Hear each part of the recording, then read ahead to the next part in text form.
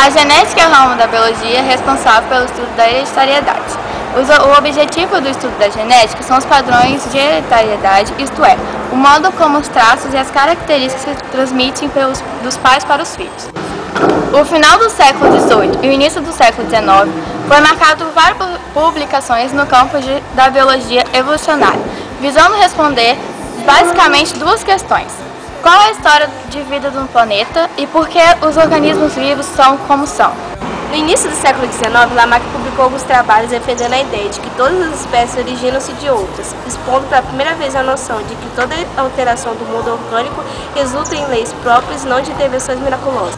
Darwin e Wallace, seguindo os passos de Lamarck, desenvolvem um conceito de seleção natural, defendendo a ideia de que aqueles organismos que possuíssem as melhores características, os melhores pacotes instrucionais para a sobrevivência de um dado ambiente, produziram um maior número de descendentes nas próximas gerações. Modificações produzidas no organismo em resposta ao meio que poderiam modificar os pacotes instrucionais e serem transmitidos para a próxima geração. Em 1866, Gregor Mendel publica uma descrição mecanicista das leis da hereditariedade, baseado em estudos desenvolvidos com ervilhas, retomando a ideia de que pacotes discretos de informação são passados de pais para filhos. Duas sementes amarelas e duas sementes verdes. Uma amarela mais uma verde é igual a uma amarela.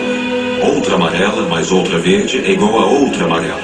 Essas duas amarelas híbridas reunidas, uma amarela mais uma amarela é igual a uma verde. E assim por diante. Há cálculos de amarelos e de verdes em milhares de sementes. Assim, em 8.023 sementes produzidas por 258 plantas híbridas, Mendel contou 6.022 sementes amarelas e 2.001 sementes verdes, ou seja, 3 para 1. De repente, um rigor matemático surgia para problemas misteriosos e confusos. Existia uma proporção matemática de amarelo e verde.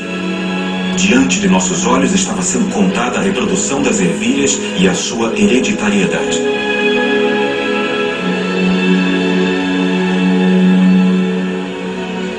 Outro modo de dizer as coisas. Pegue uma ervilha amarela e redonda de várias gerações e de pura cepa. Pegue outra ervilha verde enrugada de várias gerações. Plante-as. Elas florescem.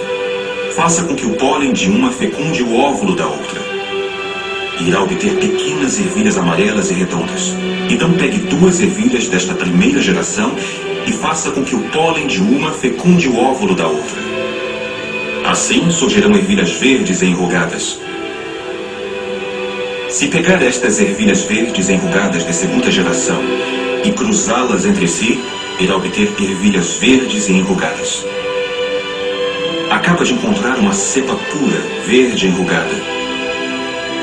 Apesar de as características externas terem desaparecido no descendente de primeira geração, as características genéticas não desaparecem. Elas se transmitem de uma geração para outra de modo matemático. Foi o que descobriu Mendel. E isto sem saber da quantidade de cromossomos, que são 14 na ervilha. Sem saber que os cromossomos existiam. Isso será descoberto em 1888. Foi em 1865 que ele resolveu dar uma conferência para expor os resultados de seus trabalhos. Mas não se pode esquecer, e muitas vezes esquecemos de dizer, que seus trabalhos duraram 8 anos. Que eles foram interrompidos por uma epidemia de gorgulhos que destruiu as ervilhas e que, em 8 anos de trabalho, ele examinou cerca de 12 a 13 mil brotos. De modo geral, as pessoas acham que foi olhando para as ervilhas que ele descobriu as suas leis. Mas se fosse assim tão simples, já teria sido feito há muito tempo por qualquer jardineiro. O formalismo matemático adotado por Mendel para explicar as leis que governam a hereditariedade não foi prontamente absorvido pela comunidade científica, incapaz de lidar bem com o conceito abstrato dos fatores. Assim, a descrição feita por Mendel foi quase ignorada até 1900. Seu trabalho teve grande ajuda na construção da genética, especialmente depois de sua morte, e a prática de estatística genética passou a ser usada.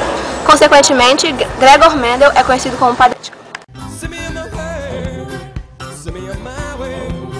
Send me on my way. Send me on my way. Send me on my way.